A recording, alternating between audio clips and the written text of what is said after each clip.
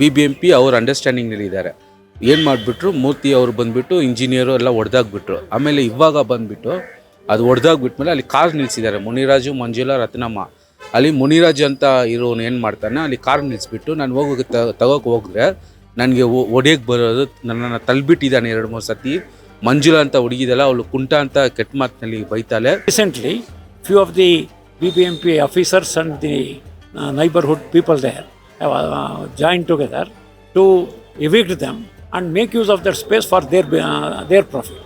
And they have brought JCB and evicted. They have destroyed the shop and evicted the Nithyanandan. Austin town Bengaluru के रिहायशी एक माजूर शख्स नित्यानंदन जी को अदालत के अहकाम के बावजूद इंसाफ नहीं मिल सका।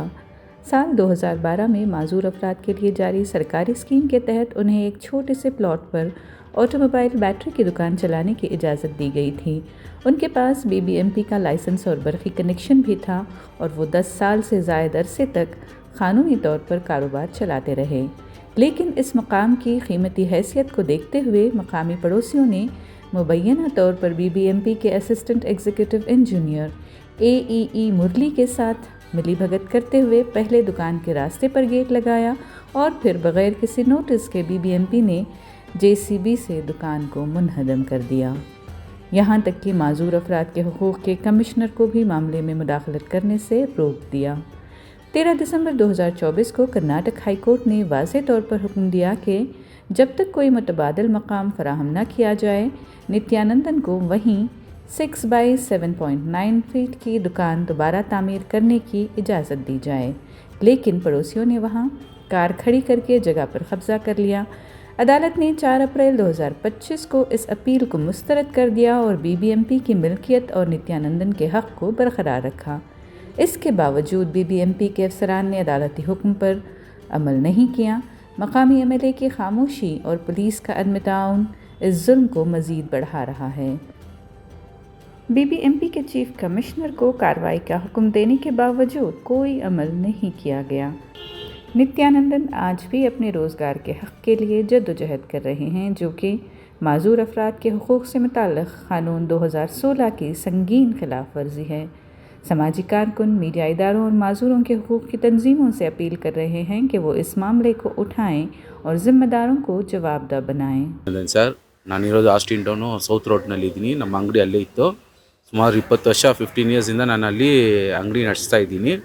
ಸಡನ್ನಾಗಿ ಬಂದುಬಿಟ್ಟು ಪಕ್ಕದ ಮನೆಯವರು ಮುನಿರಾಜು, ಮಂಜುಳಾ, ರತ್ನಮ್ಮ, ಚಾರ್ಲ್ಸು 4 ಜನ ಏನು ಮಾಡ್ತಾರೆ, ಆ ಜಾಗ ಪಕ್ಕದಲ್ಲಿರೋದ್ರಿಂದ ಆ ಕಡೆ ಡೋರ್ ಇತ್ತು ಅವ್ರದ್ದು. ಆ ಕಡೆ ಡೋರ್ ಕ್ಲೋಸ್ ಮಾಡಿಬಿಟ್ಟು ಈ ಕಡೆ ನಮ್ಮ ಅಂಗಡಿ ಕಡೆ ಡೋರ್ ಓಪನ್ ಮಾಡಿಬಿಟ್ಟು ಆ ಅಂಗಡಿಗೆ BBMP ಅವ್ರಿಗೆ ಹೋಗ್ಬಿಟ್ಟು ಹೇಳ್ಬಿಟ್ಟು BBMP ಅವ್ರ ಅಂಡರ್ಸ್ಟ್ಯಾಂಡಿಂಗ್ನಲ್ಲಿದ್ದಾರೆ. ಏನು ಮಾಡಿಬಿಟ್ರು, ಮೂರ್ತಿ ಅವರು ಬಂದುಬಿಟ್ಟು ಇಂಜಿನಿಯರು ಎಲ್ಲ ಹೊಡೆದಾಗ್ಬಿಟ್ರು. ಆಮೇಲೆ ಇವಾಗ ಬಂದುಬಿಟ್ಟು ಅದು ಹೊಡೆದಾಗ್ಬಿಟ್ಮೇಲೆ ಅಲ್ಲಿ ಕಾರ್ ನಿಲ್ಲಿಸಿದ್ದಾರೆ. ಮುನಿರಾಜು, ಮಂಜುಳಾ, ರತ್ನಮ್ಮ. ಅಲ್ಲಿ ಮುನಿರಾಜು ಅಂತ ಇರೋನು ಏನು ಮಾಡ್ತಾನೆ, ಅಲ್ಲಿ ಕಾರ್ ನಿಲ್ಲಿಸ್ಬಿಟ್ಟು ನಾನು ಹೋಗಿ ತಗೋಕೆ ಹೋಗಿದ್ರೆ ನನಗೆ ಒಡೆಯಕ್ಕೆ ಬರೋದು, ನನ್ನನ್ನು ತಳ್ಳಿಬಿಟ್ಟಿದ್ದಾನೆ 2-3 ಸತಿ. ಮಂಜುಳಾ ಅಂತ ಹುಡುಗಿದಲ್ಲ, ಅವಳು ಕುಂಟ ಅಂತ ಕೆಟ್ಟ ಮಾತಿನಲ್ಲಿ ಬೈತಾಳೆ. ಆಮೇಲೆ ನಾನೇನು ಮಾಡ್ತೀನಿ, ತಿರ್ಗಾ ನಮ್ಮ ಸಾಹೇಬರು ಪುಟ್ಟಪ್ಪ ಸಾಹೇಬ್ರ ಹತ್ರ ಫೋನ್ ಮಾಡ್ತೀನಿ ನಾನು, ಸರ್ ಈ ಥರ ಎಲ್ಲ ಆಯಿತು ಅಂತ. ಹೈಕೋರ್ಟ್ನು ವಿನ್ ಆಗಿದ್ದೀನಿ ಸರ್. BBMPನಲ್ಲಿ ಮುಖ್ಯ ಅಧಿಕಾರಿ ಯಾರಂದರೆ ARO ಬಂದುಬಿಟ್ಟು ನನಗೆ ಜಾಗ ಕೊಡೋದು ಪ್ಲ್ಯಾನೇ ಇಲ್ಲ ಅವ್ರಿಗೆ. ನನಗೆ ಅಲ್ಲಿ ಮಾಡೋಕ್ಕೂ ಬಿಡ್ತಾಯಿಲ್ಲ ಅವರು. ARO ಅವ್ರ ಹೆಸರು ಚೇತನ್ ಅವ್ರು ಬಂದುಬಿಟ್ಟು ಬಿಡ್ತಾಯಿಲ್ಲ. ಇಂಜಿನಿಯರ್ ಏನು ಹೇಳ್ತಾರೆ, ನೀವು ಹೋಗ್ಬಿಟ್ಟು ಚೇತನ್ ARO ಹತ್ರ ಹೋಗ್ಬಿಟ್ಟು ನೀನು ಈಸ್ಕೊಂಡು ಬಪ್ಪ, ನಾನು ನಿನಗೆ ಮಾಡಿಕೊಡ್ತೀನಿ ಅಂತ. ಅಲ್ಲಿ ಹೋಗಿದ್ರೆ ಅಲ್ಲಿ ಕಳಿಸ್ತಾರೆ, ಅಲ್ಲಿಂದ ಇಲ್ಲಿ ಕಳಿಸ್ತಾರೆ. ನನ್ನನ್ನು ಓಡಾಡೋಕ್ಕೆ ಇದು ಮಾಡ್ತಾರೆ. ಏನಾಗುತ್ತೆ, ನನಗೆ ಬ್ಯಾಕ್ ಸ್ಪೈನಲ್ ಗಾರ್ಡೂ ಪ್ರಾಬ್ಲಮ್ ಇದೆ, ಪೋಲಿಯೋನೂ ಇದೆ, ಹ್ಯಾಂಡಿಕ್ಯಾಪ್ನೂ ಇದ್ದೀನಿ. ಅದರಿಂದ ನನಗೆ ಓಡಾಡೋಕ್ಕೆ ಆಗೋದಿಲ್ಲ, ಕಷ್ಟಪಟ್ಕೊಂಡು ಕುತ್ಕೊಂಡು ಬಿಡ್ತೀನಿ. ಆಮೇಲೆ ನಮ್ಮ ಹೆಂಡ್ತಿನ ಕಳಿಸಿದ್ರೆ ನಮ್ಮ ಹೆಂಡ್ತಿಗೂ ರೆಸ್ಪಾನ್ಸಿಬಲ್ ಕೊಡ್ತಾಯಿಲ್ಲ. ನಮ್ಮ ಹೆಂಡ್ತಿ ಹೆಸರು ನಳಿನಿ, ಅವ್ರಿಗೆ ಗೊತ್ತು. BBMP ಅಧಿಕಾರಿಯು AROನು ಸ್ವಲ್ಪನೂ ರೆಸ್ಪಾನ್ಸಿಬಲ್ ಕೊಡ್ತಾಯಿಲ್ಲ. ಯಾಕೆ ಬಂದೆ ಈಗ ಅಂತ ಒಂಥರ ಬೈತಾರೆ. ಮಾತಾಡೋದು ಒಂದು ಡಿಸೆನ್ಸಿ ಇಲ್ಲ. BBMP ನಮ್ಮ ವಾರ್ಡು 114 ಚೇತನ್ನು. ಆಮೇಲೆ ಇವಾಗ ಮುನಿರಾಜು, ಮಂಜುಳಾ, ರತ್ನಮ್ಮ ಅವ್ರದ್ದೇ ಪ್ರಾಬ್ಲಮ್. ಆ ಜಾಗನ ಫುಲ್ಲು ಆಕ್ಯುಪೇಷನ್ ಮಾಡಬೇಕಂತ ಇವಾಗ BBMP ಅವರು ARO ಬಂದುಬಿಟ್ಟು ಅವ್ರ ಜೊತೆಯಲ್ಲಿ ಸೇರ್ಕೊಂಡಿದ್ದಾರೆ.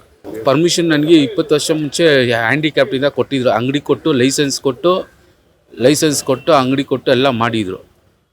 ಮಾಡಿಕೊಂಡು ಜೀವನ ನಡೆಸ್ತಾ ಇದೆ ಇಷ್ಟು ವರ್ಷ. ಲೈಸೆನ್ಸ್ನೂ ಇದೆ ಅದ್ರಲ್ಲಿ. ಆಮೇಲೆ ಇನ್ನೊಂದೇನು ಮಾಡಿದ್ದಾರೆ, ನಂದು ಮಾತ್ರ ಅಂಗಡಿ ಹೊಡೆದಿದ್ದಾರೆ.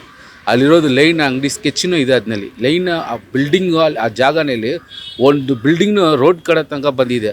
ಅದನ್ನ ಬಿಟ್ಬಿಟ್ಟು ಮರ ಕೆಳಗಡೆ ಇರೋದು ನನ್ನ ಅಂಗಡಿನ ಹೊಡೆದುಬಿಟ್ಟು ನಾನು ಊಟಕ್ಕೆ ಕಷ್ಟಪಡ್ತಾಯಿದ್ದೀನಿ. ನಮಗೆ ಚಂದ್ರಪ್ಪ ಪುಟ್ಟಪ್ಪ ಸಾಹೇಬರು ಹ್ಯಾಂಡಿಕ್ಯಾಪ್ಟ್ ಅವರು ಸುಮಾರು ನನಗೆ ಹೆಲ್ಪ್ ಮಾಡ್ತಾಯಿದ್ದಾರೆ. ಯಾರ್ದು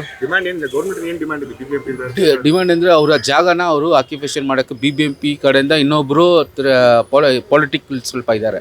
ಪೊಲಿಟಿಕಲ್ ಕಡೆಯಿಂದ ಅವರು ಸ್ವಲ್ಪ ಜಾಗನ ಅದು ಮಾಡಬೇಕಂತ. ಇನ್ನೊಂದು ಕಡೆ ನೋಡಿದ್ರೆ ಇವರು ಮುನಿರಾಜು ಮಂಜಿಲ್ ಅವರ ಜಾಗನ ಅವ್ರಿಗೆ ಮಾರೋಕ್ಕೆ ಸೇಲ್ ಮಾಡೋಕ್ಕೆ. ಅಂಗಡಿ ಬೇಕು ಸರ್, ನನಗೆ ಅಂಗಡಿ ಬೇಕು, ಜೀವನ ನಡೆಸೋಕ್ಕೆ ಬೇಕು. ನನಗೆ ಮದುವೆ ಆಗಿದೆ, ನಮ್ಮ ಹೆಸರು ನಮ್ಮ ಹೆಂಡತಿ ಆ ಅಂಗಡಿನ ಇಟ್ಕೊಂಡ್ರೆ ನನಗೆ ಮದುವೆ ಮಾಡಿದ್ರು. ನೀನು ವ್ಯಾಪಾರ ಮಾಡ್ತಾಯಿದ್ಯಾ, ನೀನು ಕುಂಟ ಇದ್ರೂ ನಿನಗೆ ಹುಡುಗಿ ಕೊಡ್ತೀನಿ, ನೀನು ವ್ಯಾಪಾರ ಮಾಡ್ತೀಯ, ಒಳ್ಳೆ ಜೀವನ ನಡೆಸ್ತೀಯ ಅಂತ ನೋಡಿದ್ರೆ ಇವಾಗ ಮದುವೆ ಆಗಿ ನಮ್ಮ ಜೀವನ ಸ್ಟಾರ್ಟ್ ಮಾಡೋ ಟೈಮ್ನಲ್ಲಿ ಈ ಥರ ಹೊಡೆದ್ಬಿಟ್ಟಿದ್ದಾರೆ. ನಮ್ಮ ಇವಾಗ ಊಟಕ್ಕೆ ತುಂಬ ಕಷ್ಟ ಆಗಿದೆ. ನಾನು 5 ಮಂತು 3 ವರ್ಷ ಊಟಕ್ಕೆ ತುಂಬ ಕಷ್ಟ ತಗೊಳ್ತಾಯಿದ್ದೀನಿ. ಯಾರು 1 ದಿವಸ 2 ದಿವಸ ಕೊಡ್ತಾರೆ ಸರ್ ಊಟಕ್ಕೆ, ಮಿಕ್ಕಿದ್ದು ಯಾರು ಕೊಡೋದಿಲ್ಲ. ಅಣ್ಣ ತಮ್ಮ ಅಕ್ಕ ತಂಗಿ ಯಾರು ಇದ್ರೂ 1 ದಿವಸ 2 ದಿವಸ ಕೊಡ್ತಾರೆ. ನಮಗೆ ಇಷ್ಟೊಂದು ಕಷ್ಟ ಇದೆ. ಇವತ್ತು ನಾನು ಕಷ್ಟನಲ್ಲಿದ್ದೀನಿ. ಇವಾಗ ನನಗೆ ಪರಿಹಾರನೂ ಕೊಡಬೇಕು BBMP ಅವರು, ಅಂಗಡಿನೂ ಕೊಡಬೇಕು ಸರ್. ಯಾಕಂದರೆ ಅಂಗಡಿ ಕಟ್ಟಿದ್ದು ಎಷ್ಟೋ ಲಕ್ಷ ಖರ್ಚು ಮಾಡಿದ್ದೀನಿ. ನನಗೆಲ್ಲ ಮಾಡಿಬಿಟ್ಟು ಎಲ್ಲ ಹೊಡೆದುಬಿಟ್ಟು ಇವಾಗ ಅದನ್ನೂ ಲಾಸ್ ಆಗಿದ್ದೀನಿ. ನನಗೆ ಅಂಗಡಿನೂ ಬೇಕು. ನನಗೆ BBMP ಕಡೆಯಿಂದ ನನಗೆ ಏನಾದರೂ ನಮಗೆ ಸಹಾಯ ಮಾಡಬೇಕು ಸರ್. ಅದು ನಿತ್ಯಾನಂದನ್ ಸರ್. ನಾವಿಲ್ಲಿ ಹಲವು ಅಂಗವಿಕಲರ ಸಂಘಟನೆಗಳಿಂದ ಒಂದು ಪತ್ರಿಕಾಗೋಷ್ಠಿ ಮಾಡಿದ್ವಿ. ಕರ್ನಾಟಕ ರಾಜ್ಯ ಅಂಗವಿಕಲರ ಮತ್ತು ಪಾಲಕರ ಒಕ್ಕೂಟ ಅಂಥೇಳಿ, ಅದರಿಂದ ಅದರ ಪರವಾಗಿ ನಾನು ಮಾತಾಡ್ತಿದ್ದೀನಿ.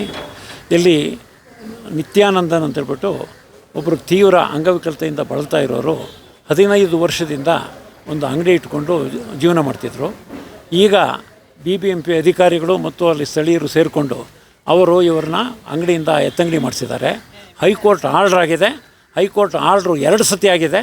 2 ಸತಿ ಆಗಿ ಅವ್ರಿಗೆ ಅಲ್ಲಿ ಅಂಗಡಿ ಮಾಡೋದಕ್ಕೆ ಅವಕಾಶ ಮಾಡಿ ಕೊಡಬೇಕು ಅಂದ್ರೂ ಕೂಡ ಯಾರೋ ಪಕ್ಕದ ಇದರಲ್ಲಿದ್ದವರು ಒಂದು ಕಾರ್ ನಿಲ್ಲಿಸ್ಕೊಂಡ್ಬಿಟ್ಟು ಇವ್ರನ್ನ ಅಲ್ಲಿಂದ JCBಗಳನ್ನ ಕಳಿಸಿ ಈ ಅಂಗಡಿಗಳನ್ನೆಲ್ಲ ಕೀಳಿಸಿ ಇವ್ರ ಅಂಗಡಿನ ಕೀಳಿಸಿ ಆ ರೀತಿಯಾಗಿ ಇವರ ಜೀವನ ಇಲ್ಲದಂಗೆ ಮಾಡಿದ್ದಾರೆ. 2 ವರ್ಷದಿಂದ ಉಪವಾಸ ವನವಾಸದಿಂದ ನರಳ್ತಾ ಇದ್ದಾರೆ. ಅಂಥ ಸಂದರ್ಭದಲ್ಲಿ ಸಂಬಂಧಪಟ್ಟಂಥ ಯಾರು ಆ ರೀತಿ ಮಾಡಿದ್ದಾರೆ ಆ BBMP ಅಧಿಕಾರಿಗಳ ಮೇಲೆ ಕ್ರಮ ತಗೊಳ್ಬೇಕು. ಆ ಜಾಗವನ್ನು ತೆರವು ಮಾಡಿಸಿ ಇವರಿಗೆ ಜೀವನವನ್ನು ನಡೆಸೋದಕ್ಕೆ ಬೇಕಾದಂಥ ಅಂಗಡಿ ಮಾಡ್ಕೊಳ್ಳೋಕ್ಕೆ ಅವಕಾಶ ಮಾಡಿಕೊಡ್ಬೇಕು ಅಂತ ಕೇಳ್ತೀವಿ. ಇದು ಒಂದು. ಇನ್ನು ನಮ್ಮ ಎಲ್ಲ ಅಂಗವಿಕಲ ಸಂಘಟನೆಗಳಿಂದ ಕೇಳುವಂಥದ್ದು, ಈ ಅಂಗವಿಕಲರಿಗೆ ವಿಪರೀತ ಕಡಿಮೆ ಮಾಸಾಶನ ಕೊಡ್ತಾರೆ. ಕೇವಲ 800, 1400 ಅಂತೇಳಿ ಅದನ್ನು 5000 ಏರಿಸಬೇಕು. ಕೇಂದ್ರ ಸರ್ಕಾರ 2500, ರಾಜ್ಯ ಸರ್ಕಾರ 2500 ಕೊಡಬೇಕು. ಕೇಂದ್ರ ಸರ್ಕಾರ ಅಂತೂ ಈ ವಿಷಯದಲ್ಲಿ ಭಾರಿ ದೊಡ್ಡ ಪ್ರಮಾಣದಲ್ಲಿ 12 ವರ್ಷದಿಂದ ಒಂದು ಪೈಸಾ ಏರಿಕೆ ಮಾಡಿಲ್ಲ ಅನ್ನೋದನ್ನು ಗಮನಕ್ಕೆ ತರಲು ಬಯಸ್ತೀವಿ.